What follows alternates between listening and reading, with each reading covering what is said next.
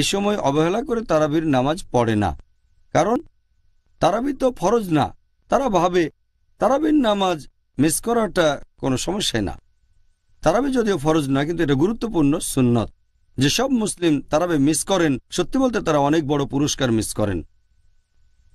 আবার অনেক মুসলিম তারাবির নামাজ পড়েন, কিন্তু খুব তাড়াতাড়ি করে পড়েন, 100 মাইল স্পিডে, কম সময়ের মধ্যে নামাজ শেষ করতে চান। এটা আসলে ঠিক না। সত্যি বলতে তারাবির নামাজ পড়বেন মাঝারি গতিতে, যাতে সবাই বুঝতে পারে আল্লাহ সুবহানাহু ওয়া তাআলার নির্দেশগুলো। এই প্রশ্নের ব্যাপারে যদি বলতে হয় যে এই তারাবি অথবা কিয়ামুল লাইল রমজান মাসে এটা কি ফরজ নাকি সুন্নত, এ ব্যাপারে আগেও বলেছি। আমাদের নবী মুহাম্মদ সাল্লাল্লাহু আলাইহি ওয়াসাল্লাম বলেছেন, এটা আছে সহিহ বুখারীতে, খণ্ড নম্বর 3, বুক অব তারাবি, হাদিস নম্বর 2012। এখানে বলা হয়েছে যে মুহাম্মদ সাল্লাল্লাহু আলাইহি ওয়াসাল্লাম রমজান মাসে মসজিদে কিয়ামুল লাইল পড়লেন, আর লোকজনও তার সাথে হয়েছে যে মুহাম্মদ সাল্লাল্লাহু আলাইহি ওয়াসাল্লাম রমজান মাসে মসজিদে কিয়ামুল লাইল পড়লেন, আর লোকজনও তার সাথে পড়ল। পরের দিন খবর ছড়ালো, সেদিন নবী আসলেন আর পুরো মসজিদে ভরা লোক। তৃতীয় দিনে অনেক মানুষ, আর চতুর্থ দিনে যদিও মসজিদে অনেক লোক, নবী ইচ্ছে করে সেদিন মসজিদে এলেন না কিয়ামুল লাইল আদায় করার জন্য।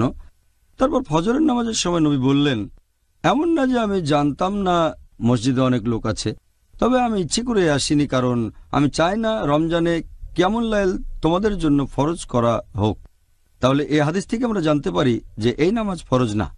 তবে আরেকটা হাদিস সহিহ বুখারী, খণ্ড নম্বর 3, বুক অব তারাবি, হাদিস নাম্বার 2009। আমাদের নবী বলেছেন, যদি কেউ রমজান মাসে রাতের নামাজ আদায় করে ঈমানের সাথে আর আল্লাহর পুরস্কারের আশায়, তার অতীতের সব গুনাহ ক্ষমা করা হবে। এই হাদিসের ভিত্তিতে আমরা জানতে পারি, যদিও এটা ফরজ না, তবে খুবই গুরুত্বপূর্ণ সুন্নত, সুন্নতে মুআক্কাদা।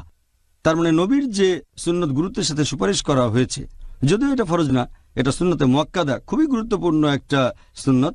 কোনো মুসলিমেরই এটা মিস করা উচিত না, যদি না আসলেই তেমন কোনো কারণ থাকে। যতদূর সম্ভব এটা আদায় করাই উচিত আল্লাহর কাছ থেকে পুরস্কারের আশায়। তাহলে আগের